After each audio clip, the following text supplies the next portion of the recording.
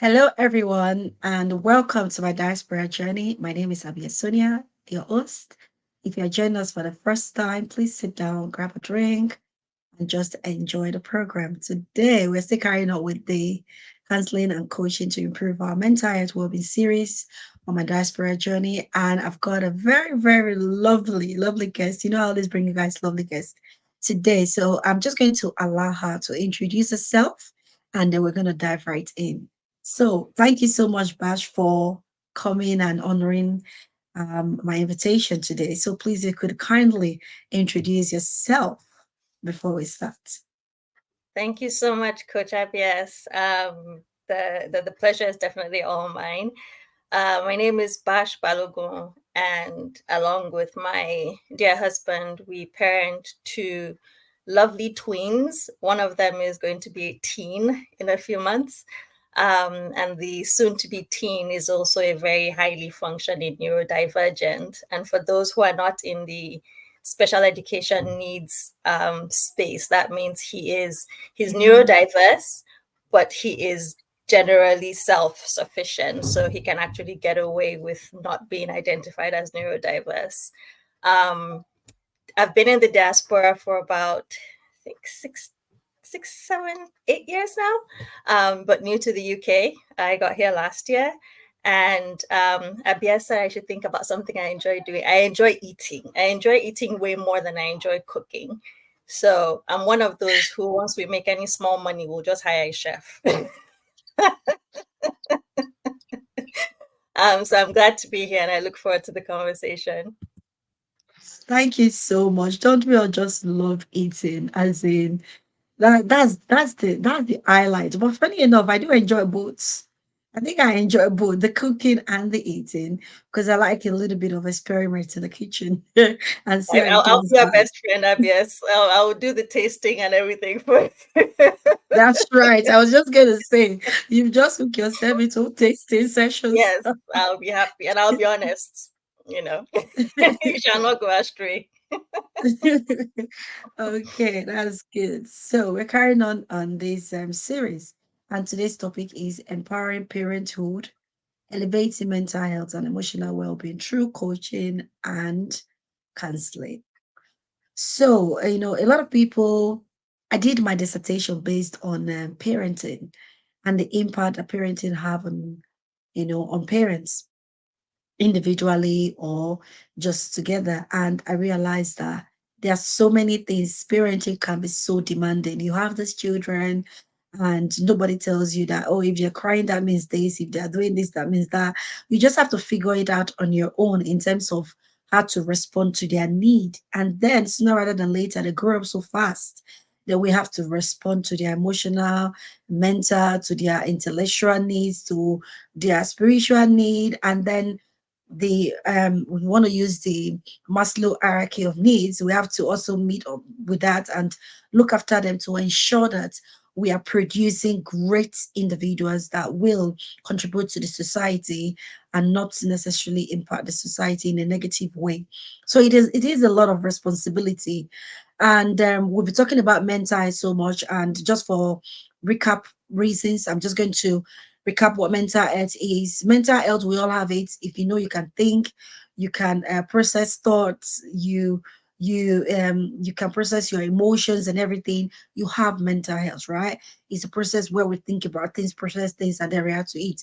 However, we also have the mental health challenges and then the mental health issues as well, whereby if you are not able to think properly, if you're not able to make decisions by yourself in the right way that it will not impact you due to stress, due to trauma, due to all sort of things, due to having one special need or the other, then you will need support in order for you to be able to function properly and look after yourself.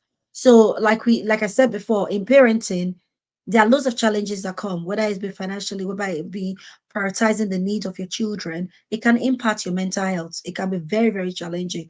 So today we are going to be talking about Bash, how do you see mental health, as a parent?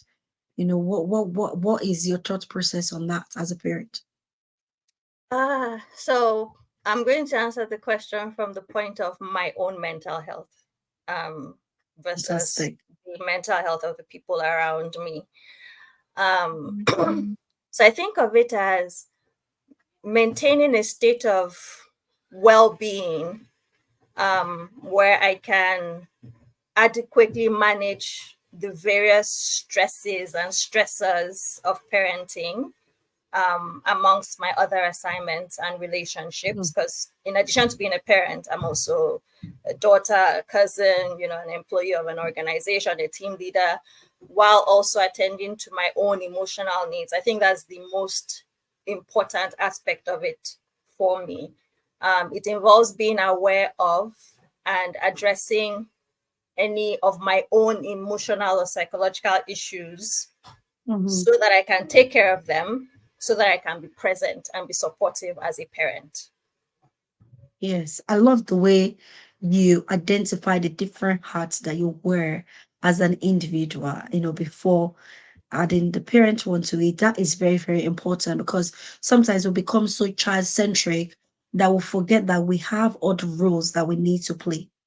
And if we do not look after ourselves in a holistic way, we will not be able to enjoy the wholesome life that we also strive to achieve at the end of the day. So thank you so much for that lovely insight into your thought process about mental health. Like I said before, parenting can be very challenging. How do you prioritize, as in, how do you navigate this that it doesn't impact you as a person or as a parent when you are delivering that responsibility? Oh, I wish I could say it doesn't impact. The constant, moving.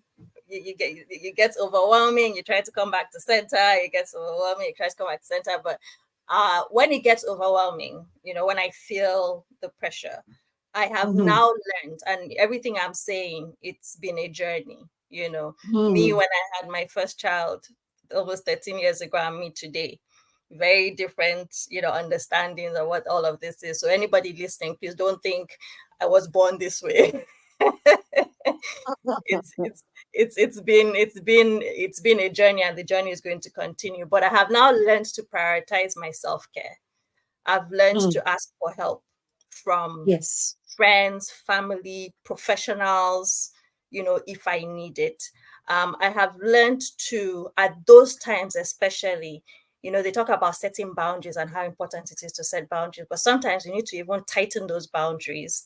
I find, because I am now getting to a point where I need more than I would typically need, because I'm getting to the point Yeah. of overwhelm.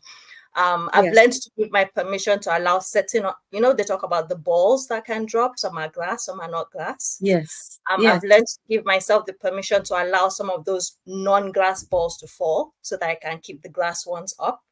I Mhm, have learned to be okay with disappointing a few people, even if some of them are people who I really love. And I ensure that I have time for activities that recharge me mentally and mm, emotionally. For me, it's primarily going outside for walks. The more yeah. nature on my path, the better. But just being outside and walking, I find that to be very restorative. Mm, However, to the initial question you asked, as a preventive measure, because yes, things get overwhelming, but we need to nurture ourselves, on a mm, day-to-day basis. So I actually now schedule, I'll say over the last 2 years, I now schedule my self-care into my calendar. right. And in that math of adulting, when you're now deciding where to place your energy, because at this age, you don't have that much to go around anymore. Yeah. One thing I have done very deliberately is that for those who are the math geeks in the house, they would get this the most easily, but I'm sure everybody will understand. I am now a constant in my math equation. I am not a variable. So it's not a Oh, case of I'll take care of myself if I have time. It's like, no, I'm going to take care of myself. Everything else has to find its way around me. Because that my mm, walk, I am going to go for my 1 hour walk. The question is when. When I wake up in the morning, I'm going to spend the first 30 minutes taking care of myself. I'll do my stretches, I'll do my meditation. Everything else has to find its way around me. So any emergency that is happening, mm. I'm being figurative, not literal, is just going to have to wait for me to take Enter care of yourself. myself. And the airlines even agree, they say you should wear your mask before you put on the mask for someone else. So, Yes. like I said, this hasn't always been the case. And I truly have some battle scars to show for my journey to where I am today. Wow. There's something I'm just going to use this by the time I upload this video. He said, I'm not a constant and not Yes. a variable in my life. That is deep. That is so profound. It's a drop mic moment. That kind of quote. I love the fact that you prioritize centering yourself before you go out there. And I'm very interested, I'm very curious about your journey for the past 13 years. You said it was not always like this. If you don't mind sharing any of those moments that gave you, that stood out for you, that gave you that kind of like, no, Bash, you need to center yourself, you need to prioritize yourself. If you can just share with us some of them, please. I'm just interested in knowing that. Okay, so I had a father who was he was driven, but he took care of himself. So I grew up knowing Mhm. that you need to take care of yourself to take care of other people. So I had the Yes. theoretical knowledge of it. It was something I always tried to practice, by Mhm. making sure that I wasn't trying to be super mom, like I took some steps to make sure that I was always okay. But you only know what you know, and you do the best Mhm. you can at any stage in time. um 2 years ago, 2022, I became ill with, they called it burnout induced depression. And that was Wow. when the ball dropped for me, that even Mm, though I thought I had been, because when they gave me the diagnosis, I'm like, no, doctor, I think you have made a mistake. It's not me. mm, I am not, I don't hold the world to my chest. I am not trying to be mm, anything that I'm not. I'm doing all these things. And the doctor's response was that because you've been doing all those things is the reason why you've gone on for this long. Otherwise, mm. you may have gotten sick sooner. Because the Wow. truth is, we all have our capacity of what we can handle. And Yeah. as we get older, what worked when we were younger might not work as we get Mm. as we get on in age. Our bodies are not the same. As we get on in Yes. life, we have more responsibilities, we have more of an experience backlog, which Yes. is affecting things. The main event in our life around that time was when my son got his neurodiversity diagnosis, which we hadn't been aware Mm. of. So that was a major shift in our understanding of the child we had, and we had to Yeah. pivot the parenting to what the child needed. It was also a very intense time at work. So, with the Mm. power of hindsight, I can see all the things that caused that domino set to start to Yeah. fall. But at the time, honestly, if you had asked me, I would be like, everything's due. I am on top of it. Like, yes, Wow. life has its challenges, but I'm doing everything that I need to. Now I know that, one, being in the diaspora actually puts you more at risk, because Yes. that social circle that is like the natural drain of emotional and mental stress, we don't have Mm-hmm. it. One. Two, if you imagine your life, your brain, maybe the brain is not the right thing, and coach, you can help us put the right terminology there. But imagine a Mm-hmm. bucket that is empty. It can Yes. accommodate a lot of things, and you have time to Yes. empty it, and you must Yes. refill. As you take on more challenges in life, that bucket starts to fill up, and the bucket doesn't get any bigger. So you are the one Hmm. who has to actively make sure that you're emptying that bucket, so that Yes. it doesn't overflow. So those Yes. are the lessons that I learned, which is why for me now it's like, okay, it's no longer if it can happen. It's like, madam, you have to make it happen. Otherwise, that bucket is going to overflow. And all the things you Yes. say about depression, a lot of us don't. In Yoruba, they will say, and it took on more. In English, it's kind of like the person who is wearing the shoes is the person who knows where it That's pinches. where it hurts. Having gone Yes. through that experience, it was one of the worst experiences in my life in terms of the physical Hmm. impact of the mental dislocation. And in my mind, Yes. I'm like, nope, I am not going back there. Nobody Denial. around is going to even smell it, because the thing is, with our body parts, when there's an injury, it doesn't always go back to normal. Sometimes you carry scars for Yes. life. So yes, you can say maybe Yes. you recover, but you're never going to be quite the same, as you were Mm. before. There's going to be something that you have to be accommodating for that wasn't a factor Yeah. before. So it's better to never have gone there. But Yes. in this life, you get wisdom by going through fire. Yes. Yes. Yes. Yes. Yes. So Absolutely. will I say I don't want the wisdom that I want now? It's one of those very interesting situations that you won't choose the path, but I'm very happy of, the grace to even be able to come out on the other side, because not everybody gets to come out on the other side. And to come out on Absolutely. the other side with all the wisdom that I now have, which is just, I think of it more as just like sense, like Bash, give yourself sense. You are Yeah. the most Yeah. important person in this equation, and Yes. I'm not bragging and I'm not proud. It's truly that I'm the most important person in this equation, and if I am out of commission, I actually put pressure on everybody else. So Mm. just take care of yourself so that you can show Mm. up as the best you can be for those who you claim you're supporting and being in place for.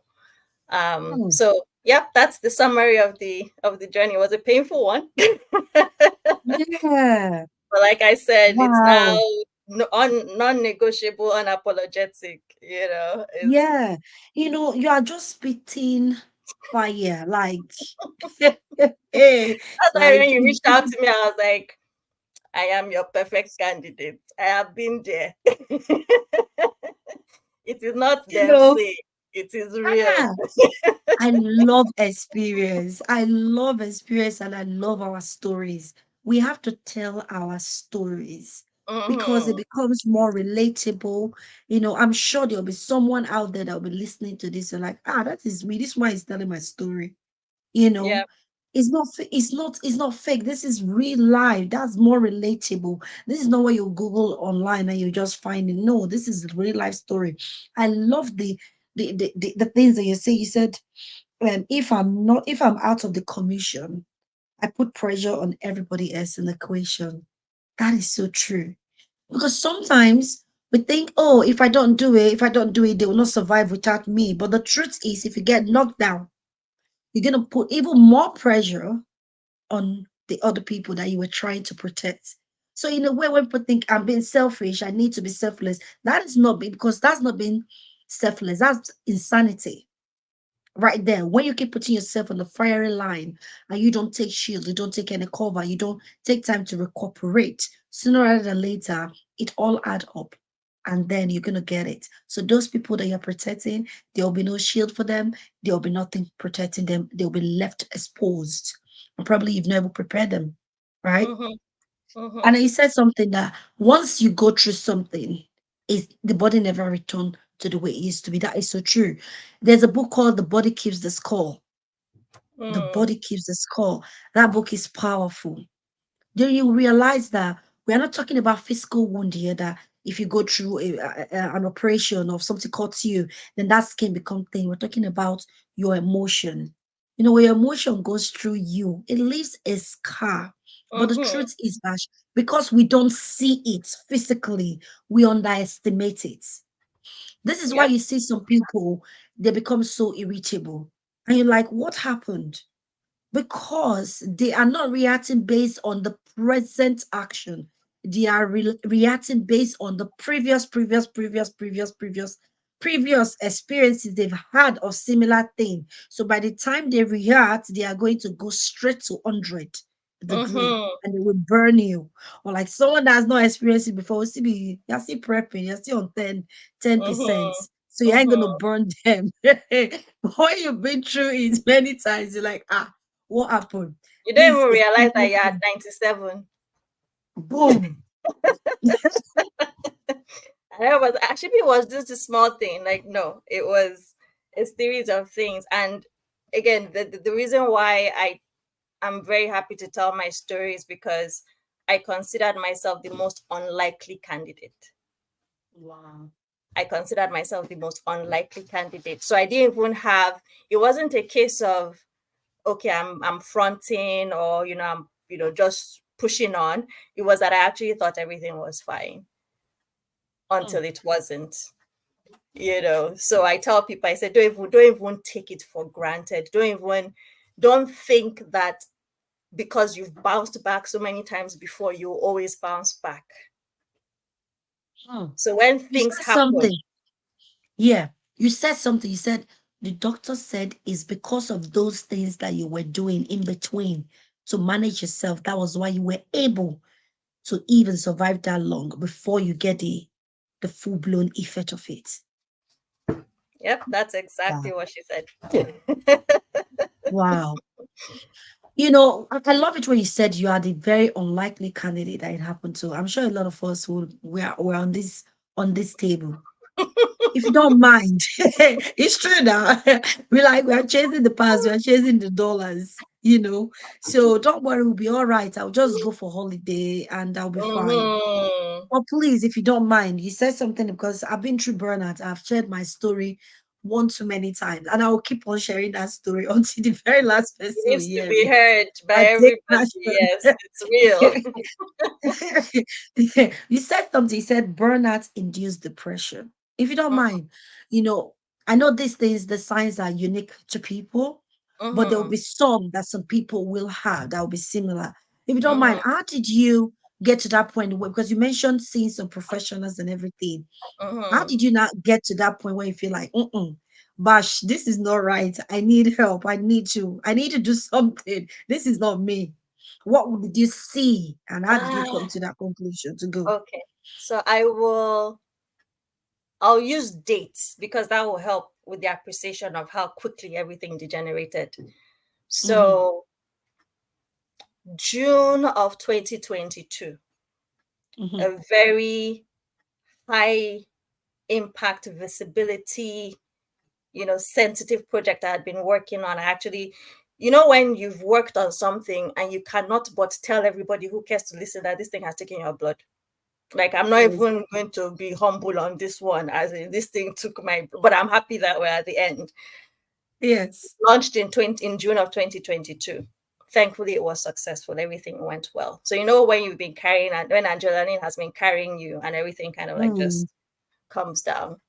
Then I went on vacation at the end of July, but it wasn't a restful vacation. mm-hmm, It was an emotionally fulfilling vacation, but it wasn't restful. It was family yeah, reunification. My stepmom, my little brother, my family, 1 week intense. And then we went back home. So I knew I hadn't rested, but I was like, okay, I'll go back mm, to work. It's summertime. Things should quiet down. So I was already feeling that fatigue. mm, 1 week it was excuse me, it was physical fatigue.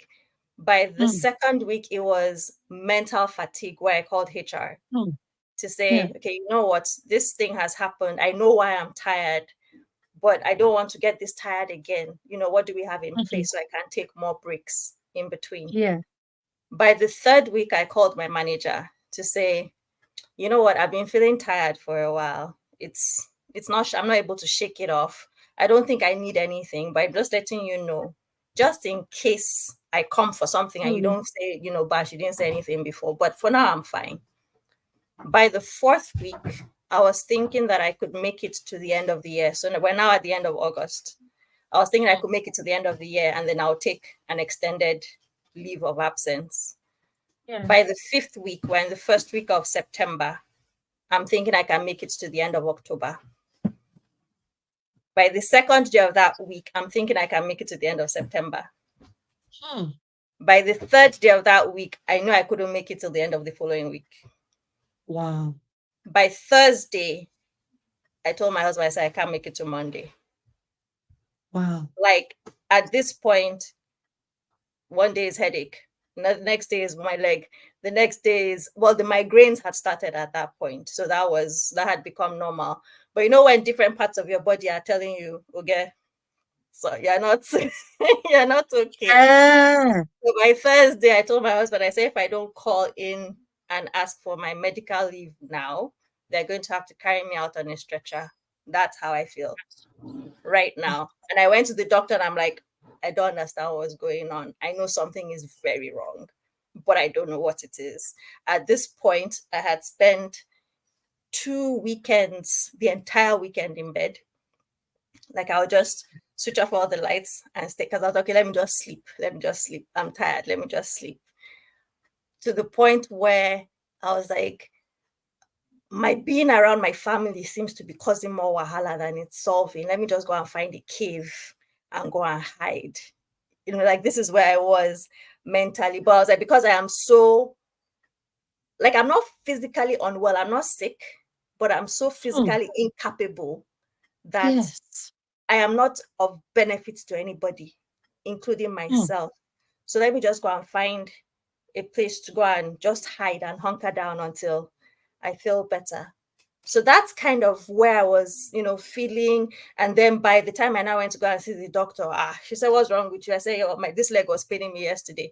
That leg was paining me the day before yesterday. It was my stomach. It was my head." And she jokingly said, "Your body is taking turns to disturb you." To disturb you, but I can never forget that feeling of mental exhaustion. Mm. Like I had never felt it before. There's physical exhaustion, but there's mental exhaustion where even the act of trying to look out the window at something was just too much. Mm. The act of picking something up to read was too much. The Yes. act of having a conversation with someone where their voice is in your ears was too. In fact, Mm. talking at a point, I was like, "You people just leave me alone." Like I just don't have the energy for For engaging. for engaging with another human being. I just don't have. Yes. Yes, I don't have. All I have Mm. energy for now is to eat when it's absolutely necessary and just breathe and go to the bathroom. Like I don't have Mm. anything left for anything else. So if there's anybody who is finding themselves experiencing it, because it doesn't come at once. At least for me, it No. didn't. It's like small, Mm. small, small drip, drip, drip, drip, drip. And if there's no other reason, logical reason, maybe you have, some kind of infection. Because that was the first thing my doctor did. She ran a full panel to see Mm. what could it be, and I was Mm. probably that was my healthiest medical test result. Even the Mm. cholesterol that normally manages to show its Nigerian self, Yeah. everything was clear. Everything was clear, and that's when she now gave the diagnosis. Wow. Wow. Mm. Mm. I'm just going to recap. Thank you so much. You talk about that physical exhaustion. I love the fact that you said it started with drip, a little drip in the bucket. Before you know it, the bucket will be overflowing. Just give it time, bit by bit, drip, drip, drip, drip. And you're like, oh, it's just a drip. If you don't lock that tap, if you don't lock that tap of trying to be there for everybody but Mm, yourself, if you don't lock that tap of trying to be a perfectionist, if you don't lock that tap of trying to prioritize every other person's emergency becomes your priority. If you do mm-hmm, not lock that tap of trying to do everything by yourself for yourself instead of you delegating, if you don't lock that tap where you don't allow people to make mistake, you want to do it by yourself, allow them make mistake, that's how they learn. If you don't mm-hmm, lock that tap, these are the signs that you begin to experience physical fatigue, small, small, just that. And then we're talking about the migraine. Even sometimes it might even affect your period. When your period will disappear, you think you'll be chasing for that thing and you think you're pregnant. Pregnancy test will tell you, sister, auntie, you are not pregnant. You mm-hmm. are very, very, very, very Pregnant. unpregnant. You are not pregnant. And then you buy another test again. Like, "But I've not seen this thing." You know what? Your body has gone into survival mode. Mm-hmm, So your body is not going to allow you have your period because that is another stress on your body, which your body cannot take at that very point in time. mm-hmm, So your body is preserving you. So you're not pregnant. And then you begin to experience things like body pains. Look as if you fought with my toxin and you have never ever been on any boxing ring before. You've not even smelt one, right? And then you become physically incapable.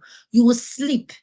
to feel refreshed. But when you wake up, you'll be more tired than you were before you even slept, right? Oh, I And then forgot you're to mention having the insomnia. mhm, Yeah, now your insomnia. body clock is all over the place. You're sleeping when the rest Hmm, of the world is awake. You're awake when the rest of the world is like a asleep, bat, like like a a bat. bat. Exact. And you're tired. It's not that you're awake because you slept too much. Is that Hmm, yeah, your body is just dysregulated. I think that's the best way to explain it. Your whole system is focusing on the way I think about it, your heart beating, and slowly yes. everything else starts to shut down. Wow, that Me is that I love dangerous. Yeah. taking walks, I couldn't to walk from here to the front of my house became like a marathon. Wow, wow. That speaks volume. And then you talk about being emotionally insensitive because your family, they'll be your favorite people. But when you not realize that you can't even stand anything they are doing, you are just adding to everybody's wahala. You're like, I'm not useful to you guys right now because even me, I'm not useful to me. Mm-hmm. So it is that because everything come to a standstill.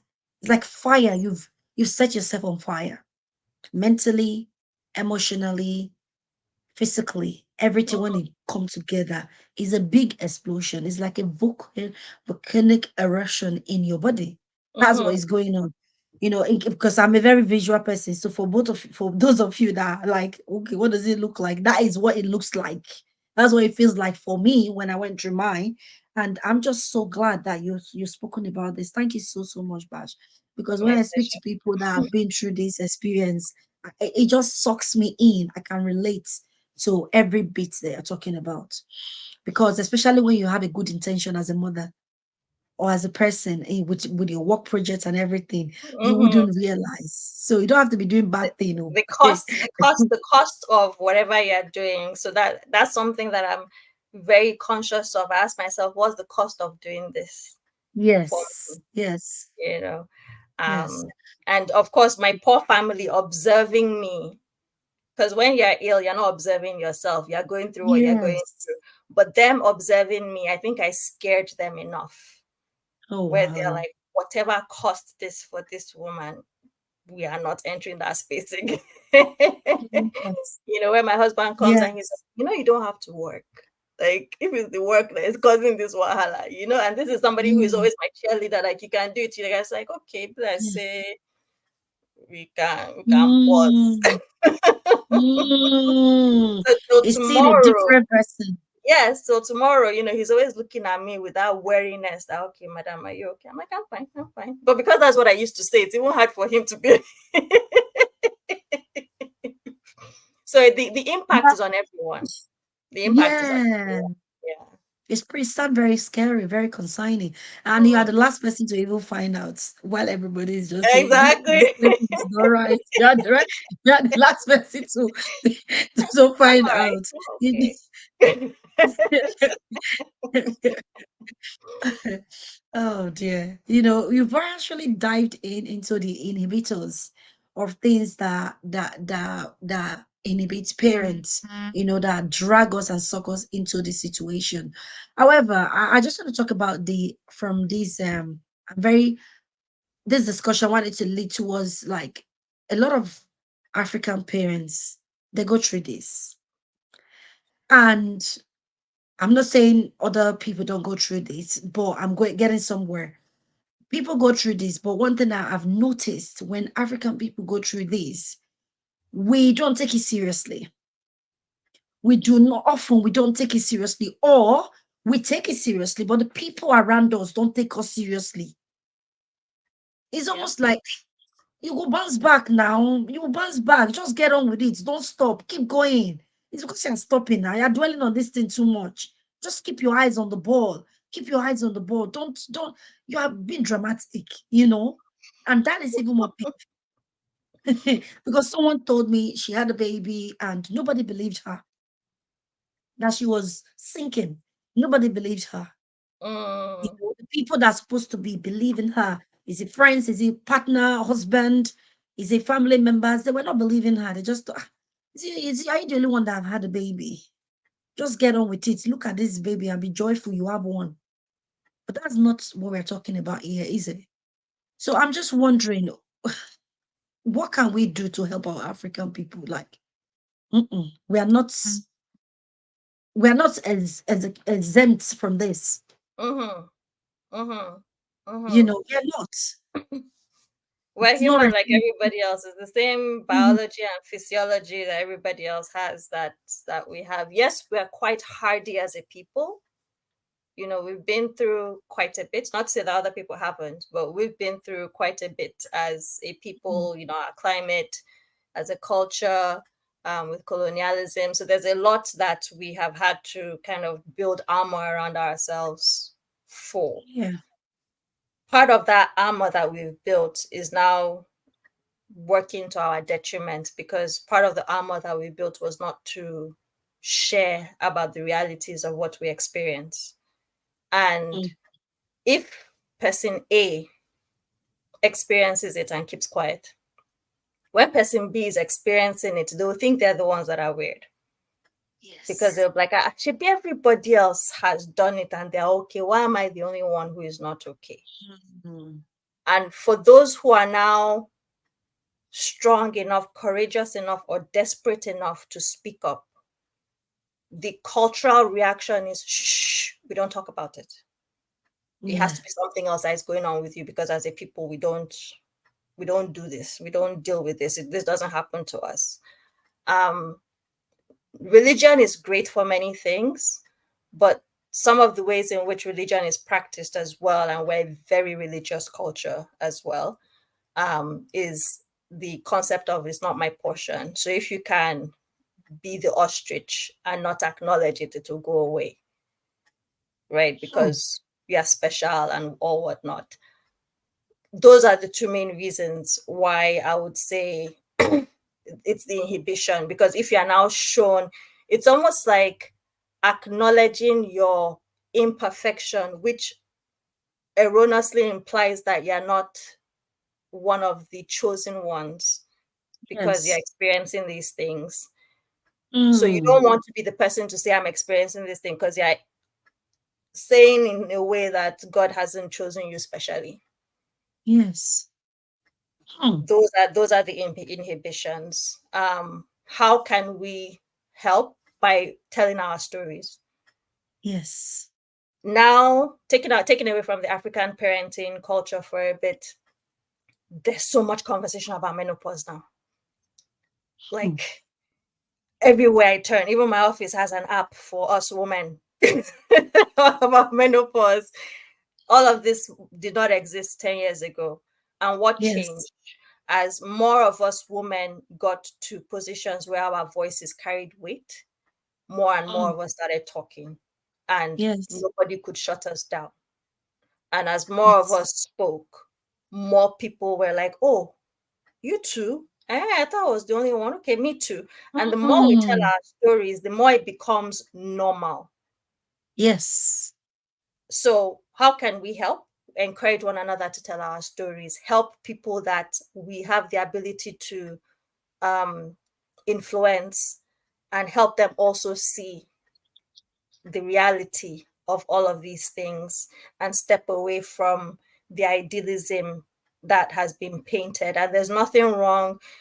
You know, the way I think about it is, if somebody went and bought a power bike and then ran into a wall and broke their leg,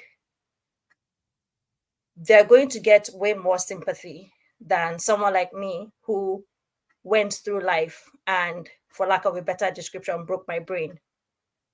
But Mm. neither is entirely the person's fault, and Yes. neither is the person completely innocent in what happened to them. Mm. So it's life. You know, you're going to make Yes. mistakes. There's going to be consequences for those mistakes, and then you learn and then you move on, and hopefully you can help the next person. Why do we have seatbelts? Somebody was driving a car without a seatbelt and had an accident, and they saw what happened. You know, so hopefully you Mm. can start having to put measures in place. So I think the biggest thing we can do to help is just to continue to speak and share until people get tired of hearing us, and even then continue to share some more. Thank you so much, Bash. I love the fact that we are sharing some deep, deep um experiences, but we can still laugh about it. Mm-hmm. Right? Mm-hmm. It's very important. Laughter is so important to me. Like, Yeah, it's medicine for your soul. it is. And just to show It people you is. can come out on the other end, right? Like it's coming out Yes. on the other end that gives you that lightness to know that, okay, yes, I saw the fire, I overcame it. It burnt me, Yes. but I am here, I am standing, I'm I have strong. the scar, but I I'm have good. this scar. Some of us actually went to go and get tattoos to remind us. I got a tattoo of a lotus flower and I put it on my arm. And the Oh. reason why I did is because the lotus flower is the symbol of resilience.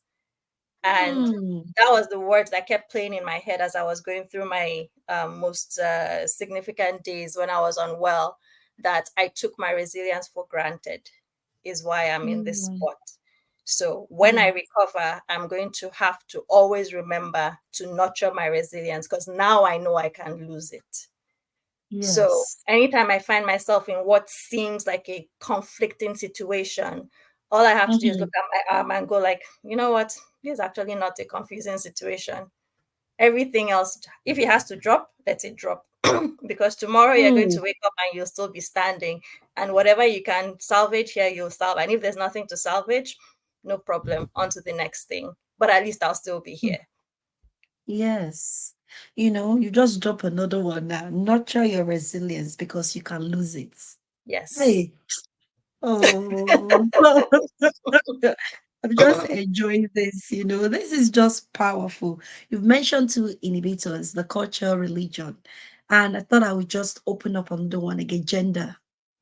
Yes. With gender inequality. Because sometimes we think, oh, the woman, you carry the pregnancy and then you give birth, or maybe a woman, you go out to work, you come back and you have to do the house chores and everything.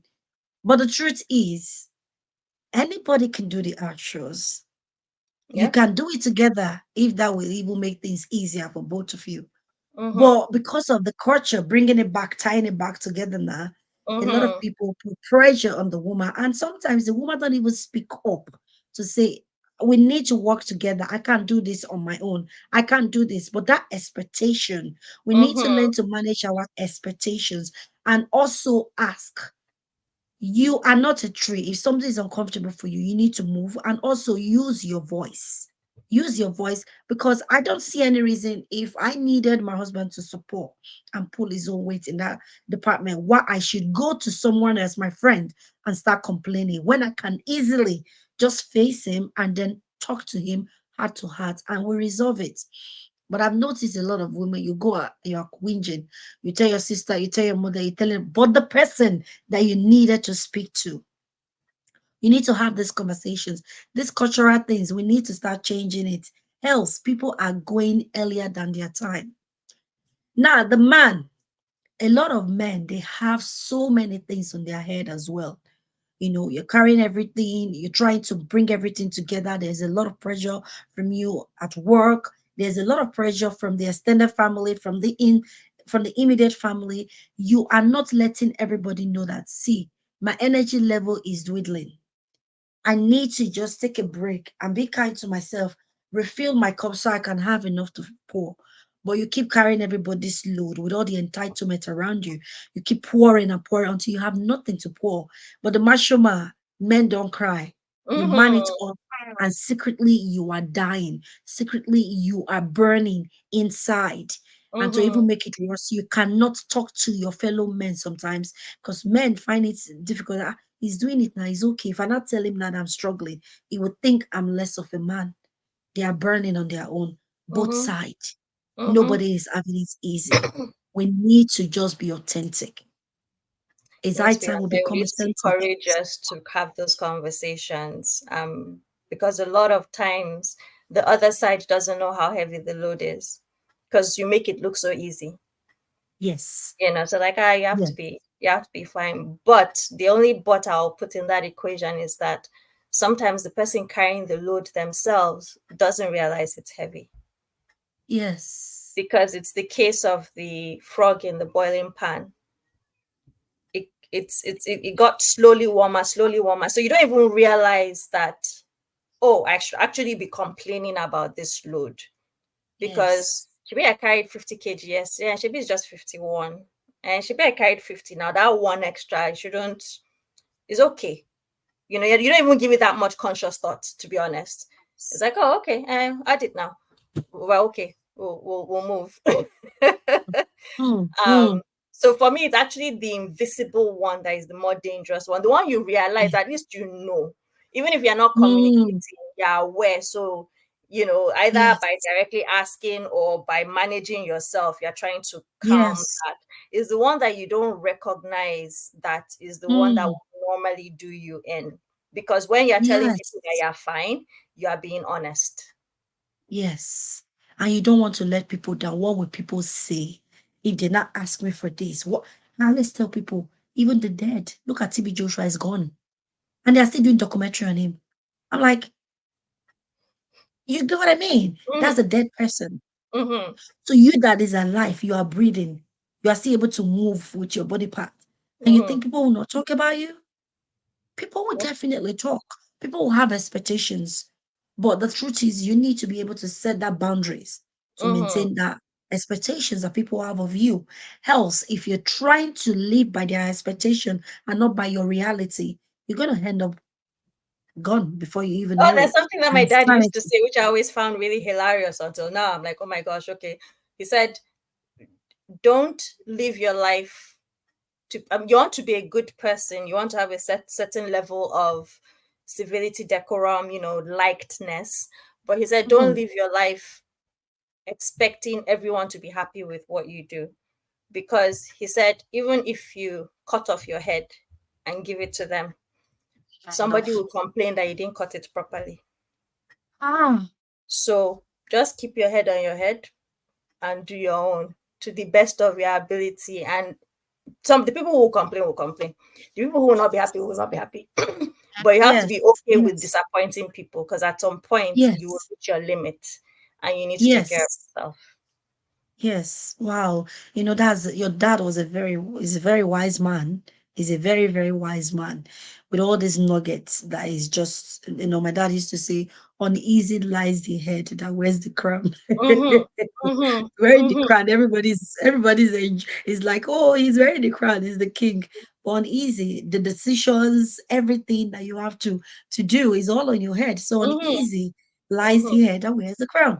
Thank you Yep. so much, Bash. You you said you use a lot of professionals in your journey to recovery, family and all of those things. If you don't mind, would you like sharing the role of coaching or counseling in your journey of recovery if you used any of those parts in your recovery journey? So I actually started using the professionals much earlier. Um, Okay. one of the best things, the prenatal sessions you go for when you're expecting your first one, and they're giving you all these tips and stuff. Most of Yeah. them you forget them when the baby shows up. But there was one that I got from the matron in the hospital that I attended in Lagos. And I think that was the best gift she gave to me, because it was about breastfeeding. And she told us, Mm. she said, breastfeeding is natural, but it's not what was that word? It doesn't come to you naturally. Hmm. You have to learn how to breastfeed, and your baby has to learn how to breastfeed, and both of you have to learn how to do it together.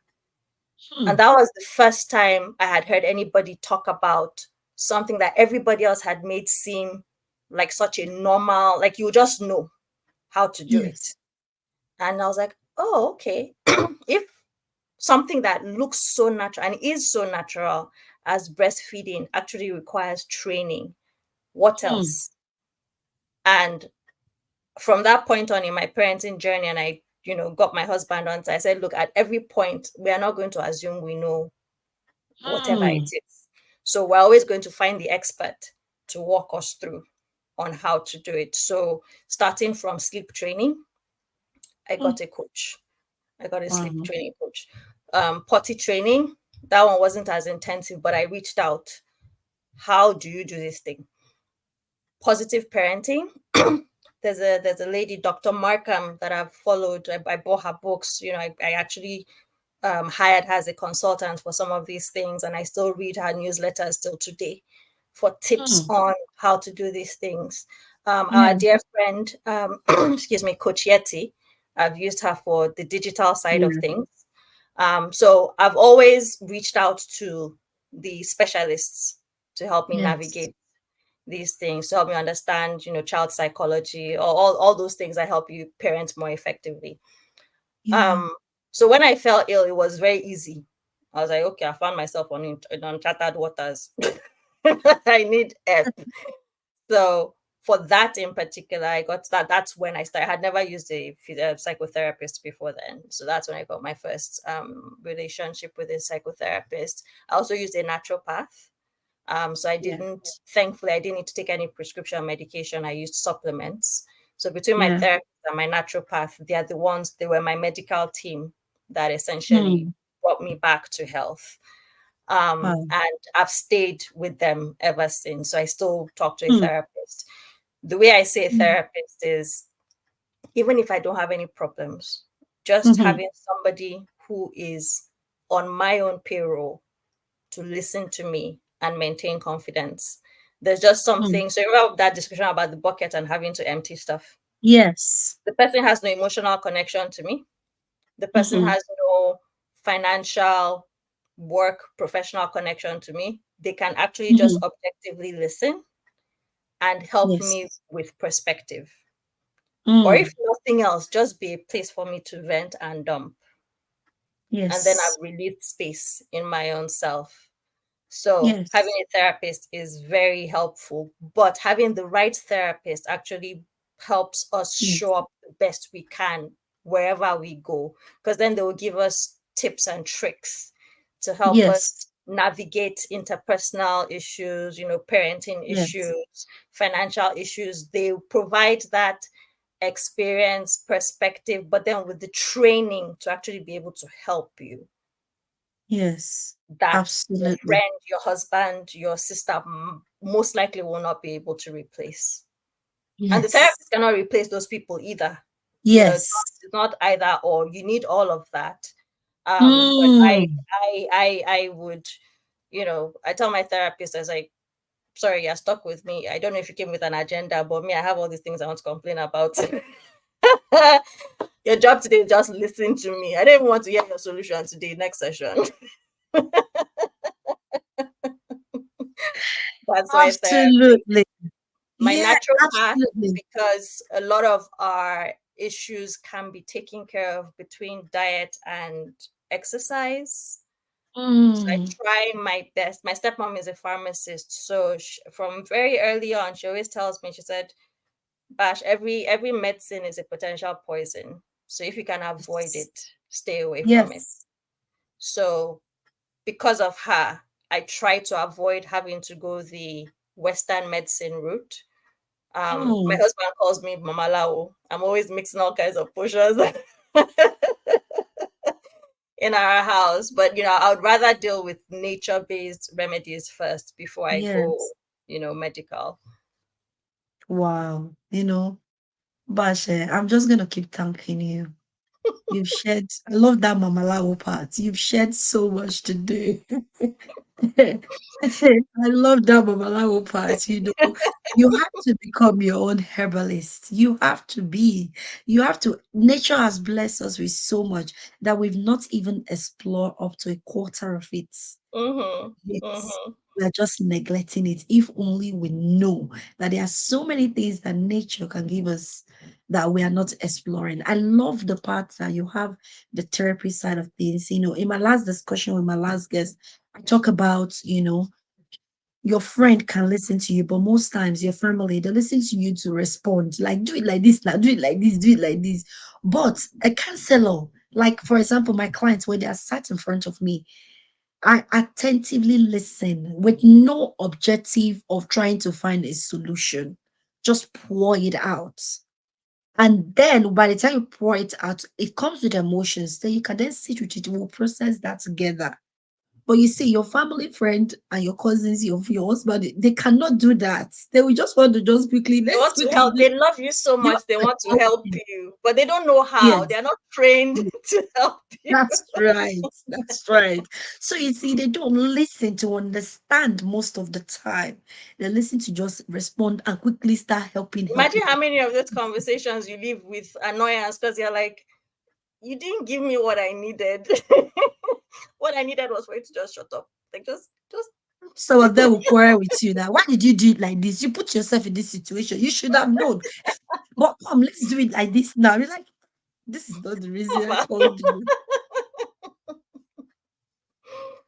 Oh man. It's not the reason. You see, I love the fact that you just separated everything that none can be replaced. Your therapist cannot replace your family, your friends, and all of this stuff, vice versa. And then you talk about using that energy. Like when I was in pain because I had a trapped nerve. The doctor was like, "You do some exercise. You're already doing all the things you need to do. But if you cannot bear it, just take paracetamol." I said, "I do as much as possible to avoid those things." He said, "You are a wise woman." I say, "Yes, I am."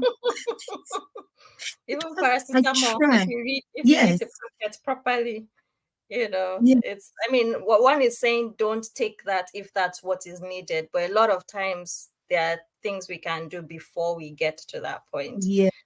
There are a lot Yes. of things we can do to even fortify our bodies to even Yes. prevent the illnesses in the first place. So yeah. Absolutely. Absolutely. Thank you so much. I love the fact that you just shared that. I have when you said, we have this supplement for Netflix, we have supplement for sports, what they call it, is he these different television packages that we do. But a lot of people do not know that having your own self-care, don't wait until the emergency happen before you start looking for those people to work with you. If they will help you, if they will help you to elevate. I have people that I meet 4 times a month. I have people that I meet once a month. And these things, what do they do? Like you said, there's something we call the stress bucket, where you have these buckets, you have everything, your time management, your demand, everything that people need from you, your work, everything is dumping into that. But you have these holes here and there to release those stress as you go along so that it never full. It never get filled up where you are now outpouring with stress. But as you go, Mm-hmm, you have this tiny, tiny holes. It's almost like something to evaporate to make sure those mm-hmm, stress they are evaporating as you're going. And that is the reason they do that. They don't do that because they don't know what to do with their money. They do that because they don't want to be in all those goals that they set. They want to be able to achieve it with a clear head, with in a sane mind. Just be able to dump, especially when someone rub you the wrong way, emotional, psychological things. You just want to get it out so that it doesn't stay and then clog mm-hmm, the system up. So this is why they do that. So if you're out there, you are listening and you feel like, what are these ladies talking about? Do I really need this thing? You need to evaluate, how do you really feel with yourself mentally? Remember when Bash said even to even look at the window and just observe nature, she couldn't even do it. That became mentally challenging for her. She couldn't do it. It was just too much while she would just go back and just rest her head.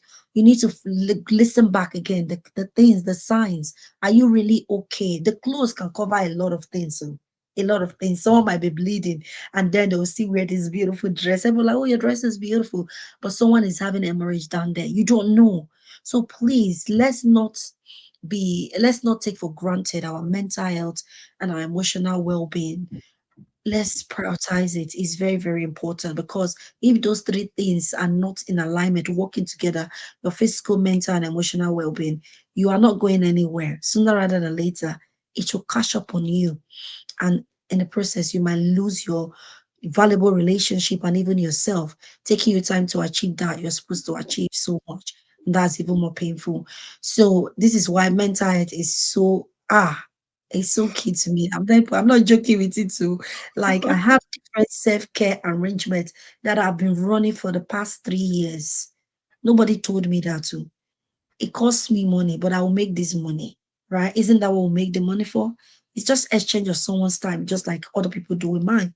So I prioritize myself. I don't wait until I'm overpouring.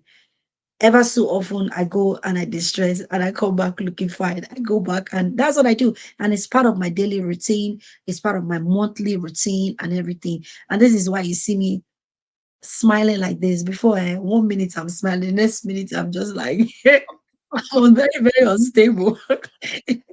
It's those people around me like, what is wrong with you? We're just laughing with someone just now, but now you're snapping. So those are the signs. But before you go, now for parents, you've talked about yourself extensively. Thank you so much.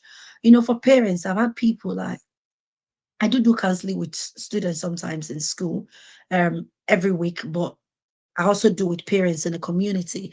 And one thing that I've noticed is that parents have their own challenges as a result of parenting, and then the children also have their own. But one thing I noticed that our African people they don't like to leverage on maybe coaching courses or counseling services for their children. They are so scared. They don't trust the Western way of handling things. They get really worried. I've had people ask me, this thing people are doing with them, are they are the children? They don't expose them to it on time. And I would like you to speak to that, the benefit of exposing your children to it and ensuring that they adopt an open mind to it in order for them to also be wholesome in their living as well. If you can speak to that. My children are your customers. They are my people. They are my So students. for anybody listening, watching, to my two children, this is Coach Abies. They've worked with her on some sessions. I think it was about a year ago now, about a year It's ago almost a year going to now. summer. Yeah. And before my own, I'll call it breakdown, would I have signed them? Would I have been aware enough to know that everybody needs help Mhm. of some kind? Maybe yes, maybe no. But having gone through what I went through, you now start to reflect on how Yeah. things could have been done differently. And just like the child going to see the eye doctor, just like the child going to see the dentist, just like the child going for their annual physical, those are preventive visits we make Yeah. to practitioners to help us identify early on when things are Yes. going wrong, or confirm to us that things are going well. The only difference, which is the theme we've been talking about, because mental health is invisible, we tend not to think about it as the source of a potential problem. Mm. For the things that we think could be problems, we put what we need to put in place. So I Yes. think Yes. most fundamental is that we need to understand that mental health is a health matter. If it goes wrong, things can go seriously wrong. It is more Mm. difficult to diagnose. It is more difficult to treat. It is more difficult to even begin to imagine the full-time repercussions of it. Yes. So some people will ask, but you're the parent, you should help. Mm. Imagine yourself at work. Is there anybody that you know who can be everything to everyone? Mm-mm. There probably isn't. So neither can a No. parent. Because Yeah. if that's the case, then I can be my child's eye doctor, I can be my child's dentist, I can be my child's, Yes. pediatrician, but I can't. I need to allow the specialists to take care of the things that are their expertise areas where the kids are concerned. The same way they encourage parents to take the child to the dentist from early on so that they can become comfortable with the dentist, is the same Yes. way you should get your child comfortable with the specialists that they might need later on in life. It's not because there's a problem, but just to get them Yes. familiar. And the truth is that no, we were not designed as human beings to raise our children in isolation. We've Mm. lost our village. It used to be the village that used to help Yes. raise our children. There were multiple points of influence. There were multiple Yes. points of cautionary tales for the child to Mm. become that full Yes. Yes. adult. We don't have that anymore. So in some ways, the therapist is filling one of those spots It's Yeah. about having a safe place that they can go.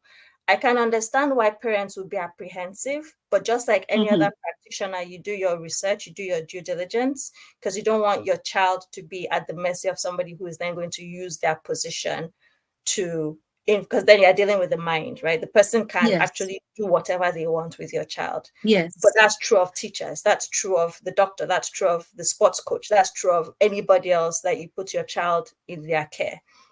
So Yes. I would say do your due diligence, make sure you get the right coach, make sure you observe the child, know your child well enough, have that open line of communication so that you know when things are starting to go off. Because sometimes you won't get it Yes. right the first time.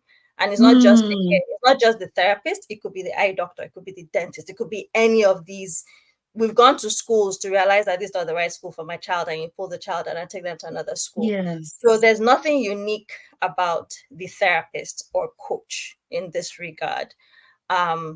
But it's expanding once you find the right one that works for you and your child at that moment. Again, the children grow. You might need to change as time goes, Yes. as their needs change, as their development needs change. So it's not oh, I've reached my bus stop. No, you have to Mm. making sure that whatever you're doing is fit for purpose. Yes. And it helps everybody. So I think parenting is the only vocation in this world where you don't need any training to get into it. Mm. Like, it is the Yes. only one I can think of that zero knowledge, zero skills, just become a parent. Yes. Yes. Absolutely. The more skills and knowledge that everybody in this space can get, the better it will be for everybody. So the more Yes. skills and knowledge the child can get, and I'm not saying take a 5-year-old to a therapist, like there's an age appropriate level for Yes. all these things. But the more skills and knowledge everybody in the setup has, the more successful and peaceful. Not that we're striving for peace, but sometimes there's drama that we can avoid. Mm. The more everybody understands what the game is, I'll call it a game, and the rules of the game, and the expectations of the different parties in the game, and the capacities of the people in the game, the more likely, for example, just expectation, what should a 5-year-old be able to do? What should a 10-year-old Mm. be able to do? What is a Yeah. 10-year-old expected to do? You put Absolutely. a cookie in front of a 2-year-old, you put a cookie in front of a 10-year-old. What should your expectation be as to what will happen with that cookie? If the Mm. 2-year-old eats the cookie, the 2-year-old is normal. That's right. There's nothing wrong with that 2-year-old. She's not a thief. She's just a 2-year-old. That's right. If That's the right. 10-year-old does not have the self-restraint not to eat that cookie, you can start to check that, okay, maybe something else is going on with that Yeah. 10, because by 10-year-old, the expectation is that they should be able to have the capacity to not eat the cookie. Yes. Just having that awareness as a parent, the child being able to have the awareness that when your parent says ABC, this is likely what is going on, this is how you should Yes. respond. If your parent is winking at you in public and you're saying, "Mommy, what's wrong with your eye?" That is probably not going to end well.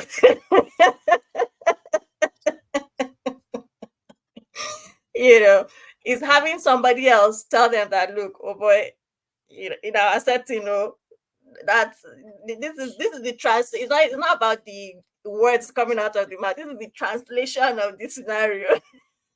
Having a scenario. So that The word you just missed. so when you wake up in the morning and they go like, "Didn't you see me?" Don't reply and say, "Yes, I saw you." There's an underlying message you need to Cultural understand. lingua. Cultural lingua. you know and for our kids, again, we're here as families because we want the best for our kids, but Yeah. what then happens is that they don't get the community training for Yes. some of those reading in between the lines, social graces and stuff. And if there is a culturally aware coach that can work with them and help them, like, okay, you know what, these misunderstandings you have with your parents, this is where it's coming from. Mm. Again, everybody, the more that there's awareness and skills and knowledge, the better the conversations would go. I always liken the family to an institution because that's what it is. Yes. Yes. So always think of the work setting. The more a team and the members in the team are aware of the rules of engagement for that team, the more productive that team is likely to be. Yes. Sometimes they need Yes. to bring an external trainer to help with that. Sometimes they're able to figure it Yes. out amongst themselves. That's exactly the same thing. We're not always good at communicating with those closest to us because there are too many emotions Yes. involved. So sometimes we need to have somebody else tell the children the same thing. I always deliberately make sure that my children have a place they can go when they can't talk to me because I know that time is coming. Maybe I was a teenager once too. No matter how Yes. brilliant your parents are, they're still your parents. So I Yes. always make sure, and my husband, and whoever gets to the place first is an orchestration. Where is the place that we think our children will get the best advice if they needed to go somewhere? And we Mm. gently nudge them to consider that place a safe space. Because when the Yeah. time comes, I don't want them having any second thoughts about who to go to, where to go physically Yeah. when they feel home is unsafe. Because Yeah. as a parent, you have to do what parents do. And as a child, they have to do what children do. And they Yeah. need somewhere to go where they know. So it could be the therapist if Yeah. if developed that relationship. And the benefit of the therapist is that the therapist is trained to manage that Yes. because Yes. anybody else, because the intentions are always good, but if the training is not there, sometimes you think you're pouring water, you're pouring kerosene on a situation. Yes. So I'm not a therapist. I'm not on any therapist's payroll. I'm the one that's paying them. I like that. What they call it now? Is it what they call it? Is it disclose? No. Um, no, Confidential. No, no, no. Disclosure. Disclosure. disclosure. That's the one. I love that disclosure. Is there It's very disclaimer? Yes, interesting. disclaimer. That's what you're looking Disclaimer, for. that's the one. Disclaimer, not disclosure. Apologies for anyone saying no, it's not disclosure, it's disclaimer. It's disclaimer. Okay, okay, Disclaimer. okay. We got that in the end. English, English. I have a friend who can be here. Do you know we spent an hour, 12 minutes already? And we said Wow. 45 minutes before. I just have one more question to ask you. A Mhm. lot of parents when they've immigrated to a new place, I speak to the thing is, this is why in my own parties, apart from the one I do in the community and in schools, I like to work with families because sometimes you work with the parents. They are talking about these who have worked so hard to get his children here, to get my family here. And then the children, on the other hand, are saying, this changes is too much. Now they are talking about my hair, they're talking about my tone, my pronunciation. They're talking about my skin. They are making mockery of me when I talk. Oh, I love my friend better back home. But the parents is the one hand like, wow, I can breathe now. My children are in a better place, a good system and everything. But the children are like, oh, we should have just stayed where we are. I don't understand why my parents have to do this. But I can't tell them because I know they are very excited for doing this for us. But I can't tell them because I don't want to offend them. So it does in that setting. And I cannot bridge that gap, unfortunately, because one is in the community, one is in the school setting. Neither I can do that, right? But in my own setting, this is why I love to work with families. So that if anybody disclose that, I say, okay, you do know. Because when I work with the teenagers or tweenie, I tell them there's some information that I have to break confidentiality if I know it's going to help your well-being, or if you are in danger, I will have to seek further support. I hope you understand this during the contracting, so they know that. And then we have to get the parents in, and then we can then blend that.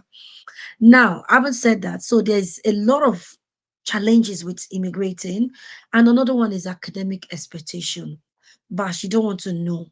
You know your child is a solid C, but you are pushing this child to become a star. They go to lesson, they have group lesson, they have one-on-one lesson, and nothing about their mental health. There is no extra care for their mental health.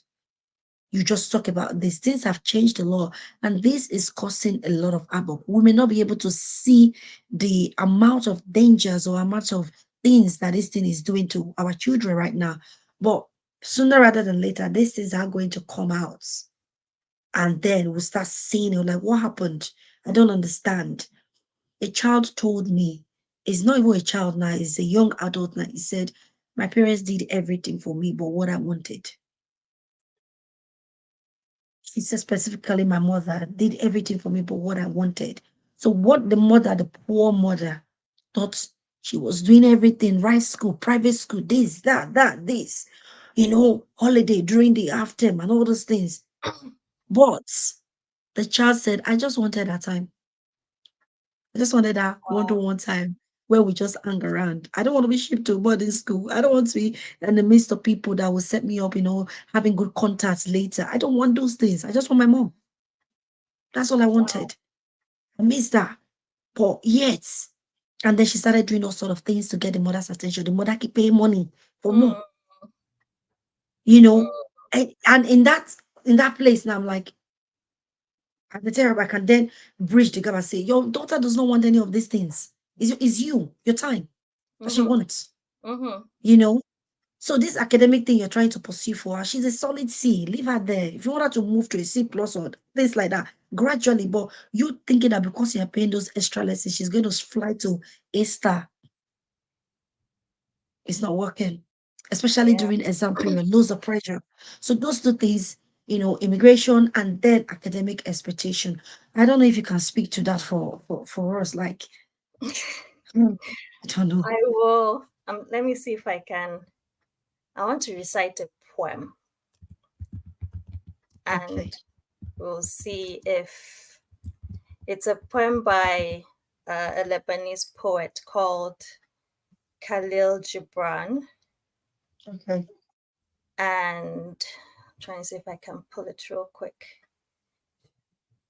Okay, so it goes like this. Your children are not your children. Hmm.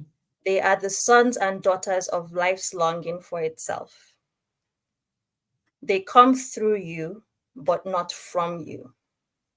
And though they are with you, yet they belong not to you. You may give them your love, but not your thoughts, for they have their own thoughts. You may house their bodies, but not their souls, for their souls dwell in the house of tomorrow, which you cannot visit, not even in your dreams. You may strive to be like them, but seek not to make them like you. For life goes not backward, nor tarries with yesterday. You are the bows from which your children as living arrows are sent forth. The Hmm. archer sees the mark upon the path of the infinite, and he bends you with his might, that his arrows may go swift and far. Let Hmm. your bending in the archer's hand be for gladness. For even as he loves the arrow that Loves the arrow flies, that flies. so he also loves the bow that is stable. And I'll put that in the chat because for me, that summarizes what being a parent is. Hmm. It's an assignment to coach, Hmm. guide, counsel a future adult. It's not to mold. The creator has done that. Hmm. So it's to imbibe with the values, principles that you believe Hmm. are things that make a difference and allow what has already been molded to reveal itself and flourish. Hmm. To be able to do that, you have to listen. You have to get to know the Hmm. human being that you have, not the human being you wish you had. I have a cousin Hmm. gave me one of the best advice when I was so pregnant with my first. I was going around, my shopping list was growing long. I was like, I beg those of you that have gone on this journey before, what are the things I should buy and what are the things that I don't need? Like this fancy sterilizer, do I really need it? Mhm. And she came back, she gave me some tips, but she said, look, the best advice I can give you is love the child you have, not the child you wish you had. and get to know the child you have, that human being is the human being you've been sent to take care of and groom and prepare for the world. So we need to stop thinking that we are all powerful to know what is best at every point in time for this other human being who is not us. Yes, in the early stages, you are completely responsible for their survival, for their care. But one of my principles at every point is that what the child can do, not what the child wants to do, what the child can do, they will do. We'll fight. Once I know you can do it, that is the day that thing is no longer my assignment. It has become your own. And you will do it, and you will bear the consequences for not doing it. And as the child gets older, the choices of what they do becomes a capacity they have. So it starts to become their problem. Like, okay, what I can then be the coach, the guide. Well, okay, why are you doing? Just probe. Okay, have you thought about this? Have you tried this? Yes, there's some very hard nudging. Yeah, okay, you haven't tried it yet. You don't know if you like it yet. Okay, you just did 2 classes. Okay, let's do 10. But if after all of that, the child comes back and says, I know, do it again, no problem. At least we tried. Yes. We tried. Yeah, let's try this one. Let's try this one. And slowly the child will start to communicate. But the child needs to trust that you're listening, because they know when they're not listening. The child has to trust that, yes, children are children. They will complain, they will whatever. But in their hearts, they know that you have their back. For the things that matter to them, show up. It's not about whether it matters to you, it's that it matters to them. Another thing that I saw, these random things you see on the internet, it was if you don't listen to the child when they're little and they're telling you about the things that matter to them but don't matter to you, they would learn not to come to you, and you won't hear about the things that you think matter because they think it doesn't matter to you. So you just have to make yourself available as much as you can to listen. And that the experience you shared about that young lady and her mom, it just reminded me of what I've heard multiple times over. For children, love is spelled Time. You can't outsource that. You can outsource many things. You can outsource the cleaning of the house. You can outsource the cooking. You can outsource. My mother-in-law, God bless her soul, she would leave the house in the morning with an empty car and come back with pots of stew. What will she do? She will organize she was a headmistress. She will organize the janitors in the school, give them money. By the end of the school, the pots of stew ready, and she will bring it home and everybody will eat. Wow. Nobody says you have to be the one to do those things, but do you have to be the one to give your children time? An absolute yes. Nobody else can replace you. You can pay people to do certain things, but there are certain things that it has to be you. If you want to be the person the child reaches out to when they get to that stage where they can be giving accolades, then you have to make that investment of your time and your money, but more your time when it matters, when they're little. But more importantly, give them the chances to express themselves, give them the chances to be themselves, give them the chances to show you who they are, give them the chances to let you know what's important to them.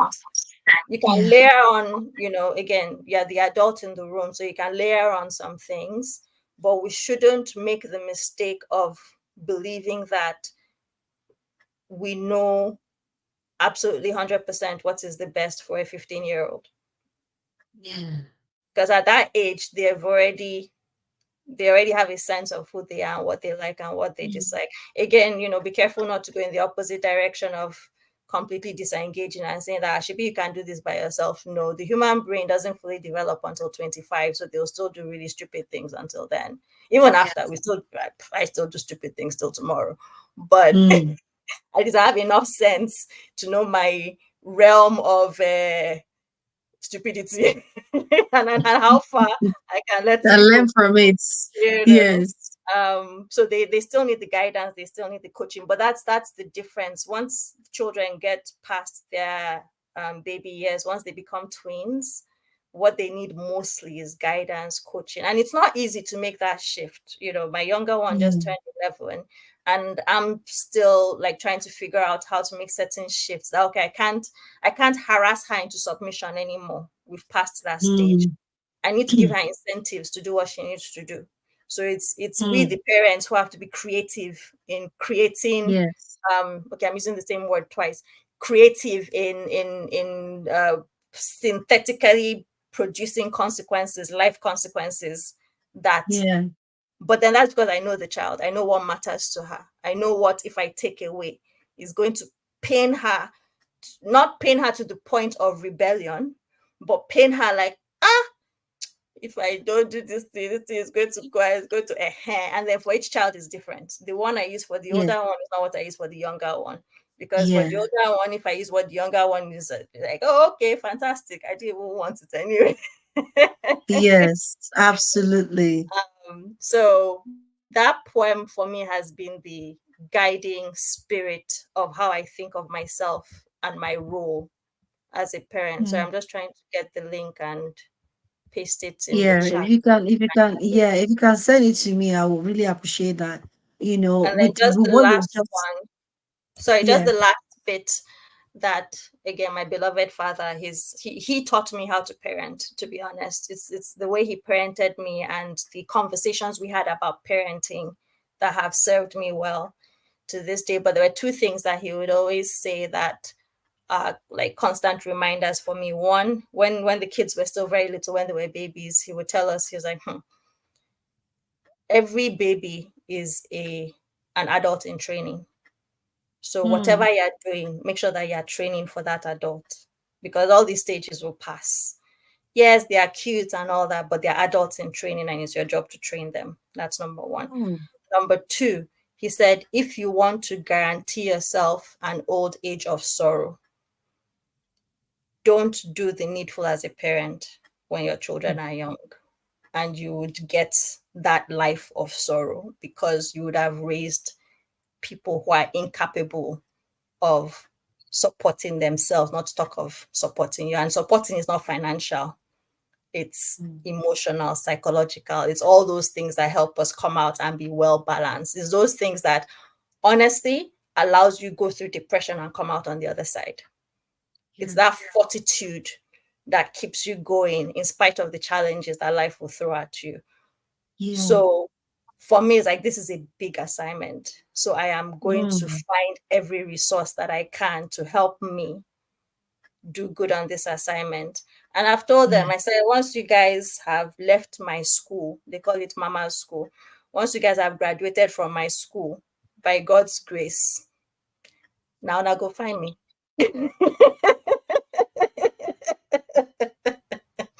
Because I will just go and do my own. You have to put a GPS on my body to know where I am because I've done my work. Go and face your I love the part you said that, like, go find me. You have to find me. Put a GPS to track me. Track her. Let's track Mama. Where is she? Where Oh, is this but woman? exactly. It's not that I've abandoned you, but you don't need me in your everyday, Yeah. So Yeah. yes. I love your strategy of raising independent human beings. And is evident in your children, the way they carry themselves and everything, is very, very important. There's a time that will be a teacher, there's a time we are a mentor, there's a time we are a coach. We have to know the seasons. I tell people, just like you have the spring, you have the summer, you have the autumn and the winter in our lives, the same way we have seasons in our parenting journey. So if you decide that, oh, I saw someone in their summer, this thing is working for them, but you are in your autumn, you go and try it. You know what will happen. Okay, let me use dressing for example. If when it's really hot, it's summertime, you go and wear jacket, winter jacket, the heat that will blast you. Nobody will tell you to go and put that thing off or wear leather boots in summer. When you start feeling uncomfortable, nobody will tell you, go and take those layers off and dress appropriately. The same thing. There are different people in their journey. You see everybody jack buying, and then you've already brought the children here. You are not giving them time because you're chasing the pounds. You are not equipping them what they need to survive mentally. You are not listening to their pains. You are not listening to understand them so that you begin to, you also share your own. Because even you as a parent at work, you'll be going through your own. There'll be people that will say, pardon, pardon, I don't understand what you're saying. And you're trying to speak as the best eloquent English, as in almost like you're even using your nose. You're just saying, pardon, pardon, I don't understand. You're like, hey, hey, they used to understand me in my country. I used to speak English. Why are you pardoning me? Pardon, pardon, pardon. Okay, I meant you're like, I don't get it. You like sometimes start spelling. I Mm-hmm. meant this. I meant this. You even want to learn those words like B for Bravo, Lima, and things like that. Mm-hmm. Learn it. You have to share with your children and let them know that, see, this immigration thing is also tough for me. Do you know at work today? I was telling somebody I was speaking, they couldn't understand me. Mommy, how come? I don't know. Me, I was speaking like this. You understand me? They do, but they did not understand me. It was so frustrating. And you see that child to say, really? Mom, same thing happened to me. I was trying to answer a question in class, and the teacher wouldn't understand. And people were laughing at me. I thought, they will now be like, oh, okay, they'll bring more. Like you said, when they are sharing things that mean so much to them, and it doesn't mean to you, you don't listen. By the time they are going through the one that you really wanted to know, they will not bring it to you anymore. But because you are sharing your struggles of immigrating and they are listening to you, they will also share their own. And then all of you will find a way to navigate it. You know, it's just very important for us to know the seasons that we are at and do this. And the fact that your child was, even me, I've been here for almost 2 decades now. Let me tell you something. One thing I realized that let me speak for Nigerians, right? We Nigerians, we speak so eloquently most of the time, but our writing is not on par with our speaking. I don't know if you've noticed it. It's not on par. Mm-hmm. When they tell us come and present in class, you see in Nigeria, we'll give you boss, a star. They'll say, come and write. Hi. Instead of writing reflective, instead of writing comparative, we are great at writing descriptions. That is how we were taught. We are good at describing things to the core. But in this place, they're telling you reflect. What am I reflecting on? But tell me to reflect as I'm talking. I will reflect it well. Come and write it down. You like, there's no, this thing is not blending. It's not mashing. It's not mashing. What's going on? But that is the struggle. Your child might also be struggling with that. So this is why you see your child was a star student in school, in a good school in Lagos, Abuja, wherever, Port Harcourt, in anywhere in Nigeria or anywhere in Africa. They come to the UK and you expect them to be a star. Are you joking? Actually, there's something that because my husband and I had this conversation a lot, and one thing I always said is we need to stop saying that the children will be okay, because Mhm. it's like should be their children, they'll be okay. Oh, They are human beings. They are yes, human beings, and the same way you feel dislocated is the same way they feel dislocated. So is absolutely. appreciating that first, that they are not okay. If you are not okay, there's no way they can be okay. Even if you are okay, Absolutely. you're probably not okay because they haven't lived Mhm. long enough to be able to develop the tips to be able to manage all of this. So Yes, look at them as human beings and don't just think that, oh, because they're children are resilient. Resilience, you can lose it. And yes, if you haven't lived long yes, enough to even plant the roots of resilience properly, it doesn't take much to uproot it. The second thing is we're a culture of performance. That's why we're able to give presentations. That's why it's all yes, about the facade. And yes, the facade we tend to go towards is the facade of perfection. We talked yes. about it earlier. Everything is perfect. Everything is true. There's no Mhm. problem. My life is okay. Mhm. If we don't let the children know, just like you described, that we are struggling too. You know how they say, when I was your age, when I was in school, I used to get all A. Mm, Like all of that, we just need to make sure that we become real human beings that our yes, children can relate with, and can that's how they actually develop empathy, because they yes, cannot yes, empathize with you if they think you're this perfect human being that is beyond their grasp. But just Yes. like you're describing, if at the end of the day in the kitchen, you're like, man, today was rough, oh, this Mm. person, I must make it age appropriate. That's, I was talking to this person and the person just said these two words and everybody was laughing at me. I didn't even understand what they said, but it didn't sound like it was a compliment. Yeah, well, have you heard this before? This is what me I heard, if you think it's age appropriate. Or, Yeah. sometimes now I'm like, okay, 11 and almost 13. I beg. I used to be the person who could dismantle every electronic item in my house. I knew how everything worked. I could figure it out. Now I know I can figure it out too, but I'll give my son the manual. Oh yeah, Ogbeni, go and read this thing. Come and tell me how this thing works. One, I'm giving them the opportunity to be better than me in Yes. something. You know. Yes. Two, I have released myself small to go and be figuring out how the thing works. Yeah. Um, but slowly they start to realize that, oh, okay, I can actually be of service in spite Yes. of what's going on. Responsibility. In spite of Yes. what is going on out there, my parent actually believes enough in me to ask me to go figure this thing out. So Yes. hopefully tomorrow when they go out and whatever it is they're facing, they're like, you can say whatever you want, but I taught my mother how to use ABC. You know, Yes.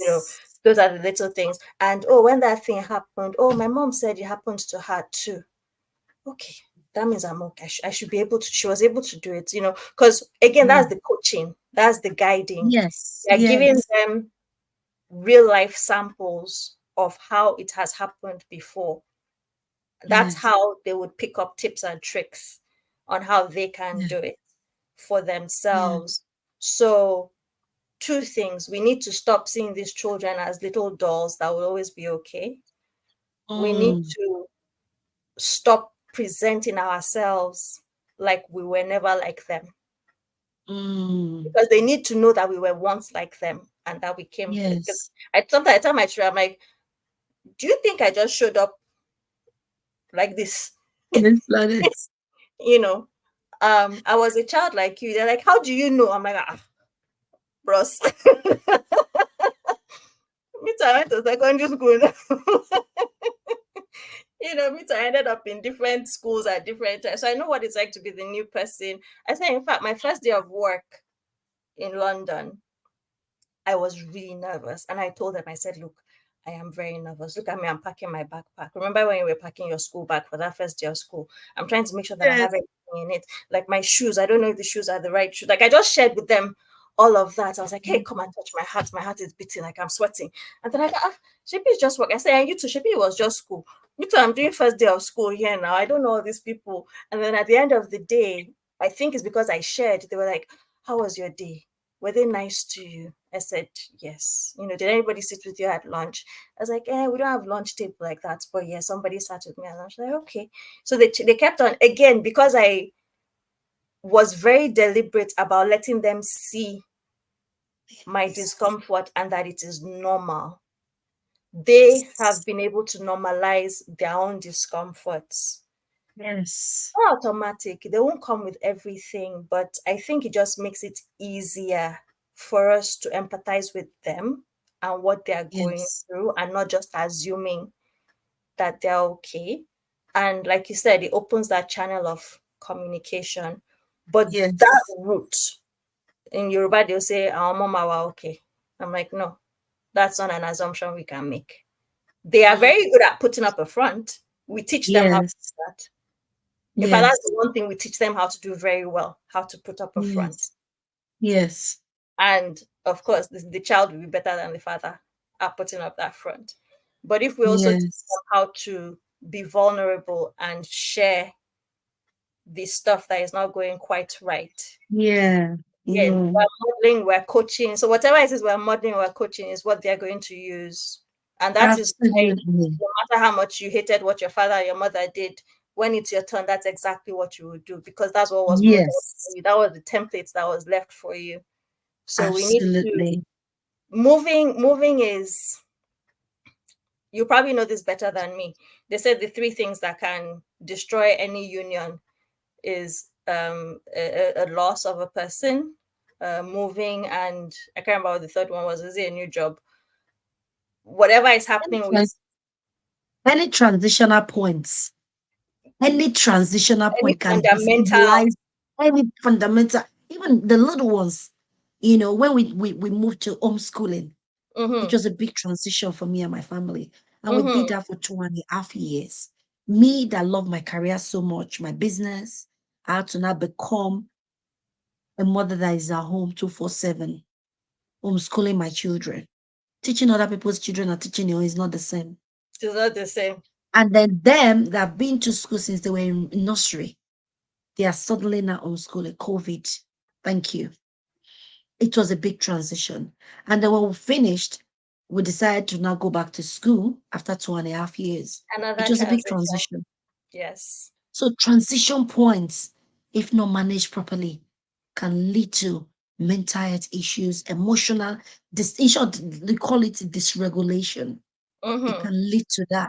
So we have to come from a place of empathy. Keep that window open, the door, even doors, window, keep it open for communication.